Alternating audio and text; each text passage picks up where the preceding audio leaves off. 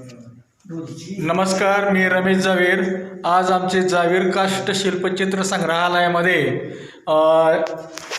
दिवाळी अंक नाथनगरीचे संपादक भरत पाटील सर, त्याचबरोबर सेवानिवृत्त मुख्याध्यापक बाळासाहेब पुजारी, त्याचबरोबर ज्ञानेश्वर पुजारी आणि DB पुजारी, त्याचबरोबर कदम यांनी संग्रहालयाला सदिच्छा भेट दिली।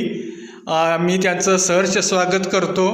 आणि हे जावीर काष्टशिल्प मानदेशामध्ये नव्यानंच उदयाला आलेलं आहे, पण हे आतापर्यंत श्री साहित्यिक रमेश जावीर यांनी साहित्य लेखनाबरोबर काष्टशिल्प ही कला विशेष अशी जोपासलेली आहे।